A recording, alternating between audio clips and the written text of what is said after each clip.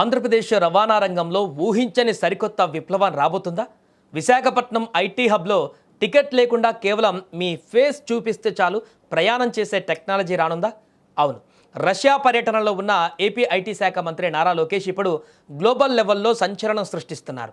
రష్యాకు చెందిన multi billion డాలర్ల ఇన్వెస్ట్మెంట్ సంస్థ సిస్టమా అలాగే మాస్కో రవాణా శాఖతో లోకేష్ జరిపిన చర్చలు ఇప్పుడు దేశవ్యాప్తంగా హాట్ టాపిక్గా మారాయి.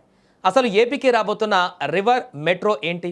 రష్యా టెక్నాలజీతో ఏపీ ఎలా మారబోతుంది? ఈ వీడియోలో పూర్తి వివరాలు చూద్దాం.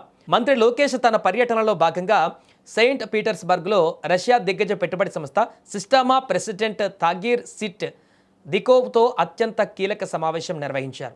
ఈ భేటీలో భారతదేశంలోనే సరికొత్తగా అంతర్గత జల రవాణాను మార్చేసేలా జాతీయ జల మార్గాలలో ఎలక్ట్రిక్ రివర్ మెట్రో పైలట్ ప్రాజెక్టును ప్రారంభించాలని కోరారు.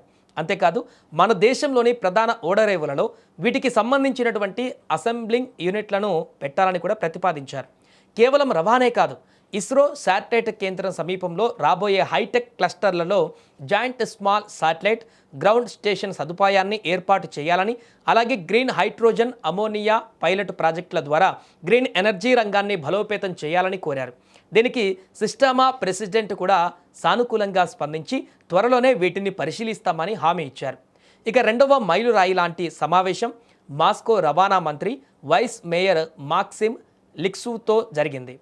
వైజాగ్ మెట్రో ప్రాజెక్ట్ ఏపీ రవాణా రంగాన్ని ఆధునీకరించడం పైన ఇక్కడ సుదీర్ఘ చర్చ నడిచింది.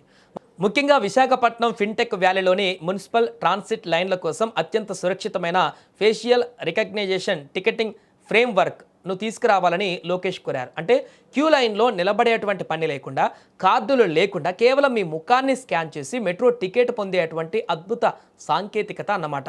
మాస్కోలో ఇప్పటికే సక్సెస్ అయినటువంటి ఈ సిస్టమ్ను వైజాగ్లో ప్రవేశపెట్టేందుకు రష్యా నిపుణుల సాయం కోరారు. ఏపీకి రాబోతున్నటువంటి ఈ రివర్ మెట్రో మరియు ఏఐ టెక్నాలజీలపైన మీ అభిప్రాయాన్ని కూడా కింద కామెంట్ రూపంలో తెలియజేయండి.